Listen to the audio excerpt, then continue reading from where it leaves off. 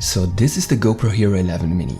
GoPro can surprise us after all. I've been complaining for a while that the current GoPro models have become too big and bulky for an action camera. In this video, we take a look at the first photos of the new small GoPro, and then there are also quite a few new details about the specs of the big GoPro Hero 11. At the end of the video, we will talk about the expected release date, and I will give you another very interesting piece of information. All information in this video comes from leaker Roland Quandt and the German website WinFuture. In the last 2 years, images and specs of new GoPro cameras have already been published in advance by exactly these sources, and these have always turned out to be correct. We can therefore assume that GoPro is deliberately passing on the images and specs to Roland Quandt, probably also to build up a certain hype before the release. Basically, the GoPro Hero 11 Mini is a smaller version of the Hero 11. It is less long and therefore more square. The lens looks exactly the same as that of the Hero 10 or Hero 11, so I would bet that the Hero 11 Mini uses either the same sensor as the Hero 10 or another older GoPro. Of course, what is immediately noticeable is that the Mini has no display, neither at the front nor at the back. The Hero 11 Mini has two buttons, a Bluetooth button on the front and the shutter release button on the top. All settings and menu operations are done via smartphone. Unfortunately, framing also has to be checked through a smartphone. I know, I'm nagging as usual, but a small display like on the Action 2 would have been a clear advantage. Instead, the new camera from GoPro has two pairs of folding fingers. A pair on the bottom as usual and a pair, as you can see here, on the back.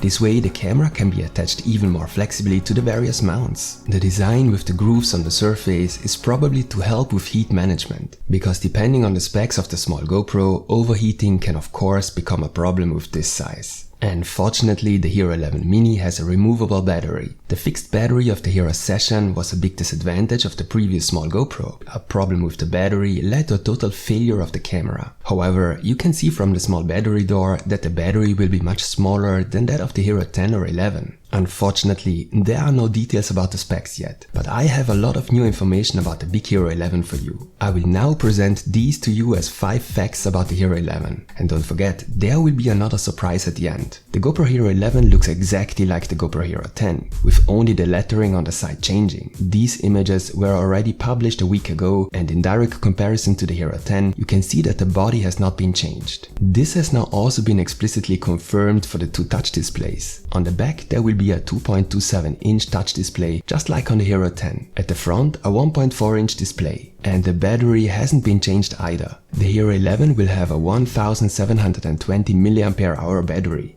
just like the Hero 10. Here I had expected more. After all, GoPro has been offering a much stronger additional battery for quite some time, but it is sold as an accessory. Hopefully, the processor will work more efficiently to enable a longer battery life after all. Unfortunately, we now also know that the maximum resolution will not change either. The Hero 11 is supposed to be able to shoot videos in a maximum resolution of 5.3K. There will be neither 6K nor 8K. Personally, I'm not extraordinarily disappointed about that now. Of course, a higher resolution has advantages, but the difference between 5.3K and 6K would probably not be outstanding, and 8K would have required a very high resolution sensor. And that brings us to the next and this time positive fact. There is indeed a new sensor. This has now also been confirmed by Roland Quandt.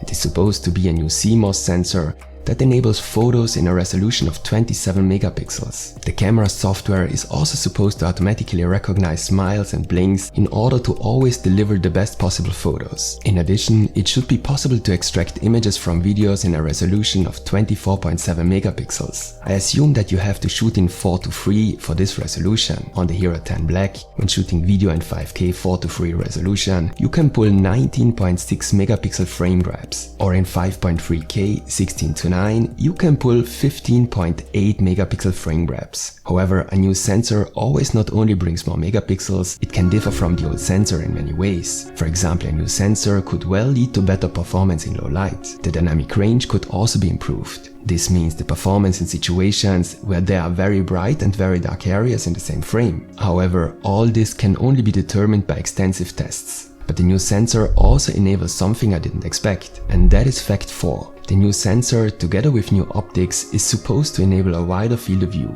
and that is quite a surprise because GoPro has been using the same lens and features the same field of view for years. For me, a very wide field of view is a particularly important quality of an action camera, so I think this is a successful improvement. DJI launched the Action 2 last year, a camera that has a much wider field of view than the GoPro. In a direct comparison, you could see that this is a big advantage. A wider field of view also basically allows for better stabilization, and in fact the Hero 11 is supposed to have even better stabilization. GoPro calls it Hypersmooth 5. What the new sensor cannot do, however, are new frame rates. Just like the Hero 10, the GoPro Hero 11 will be able to shoot at a maximum of 60 frames per second in 5.3K and 120 frames per second in 4K. This was actually to be expected as well. Of course, we always wish for more, but 240 frames per second in 4K would probably still be rather unrealistic at the moment. We can only hope that the image quality in 2.7K at 240 frames per second could be improved. And that would already be a great improvement. A few words about the release date.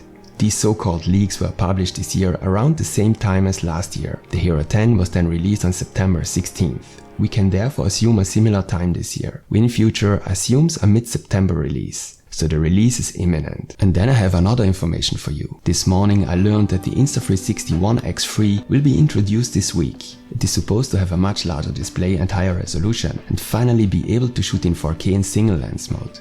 GoPro does get stronger competition. It will be interesting to see how the new GoPros compare to the other action cameras. A test will follow soon.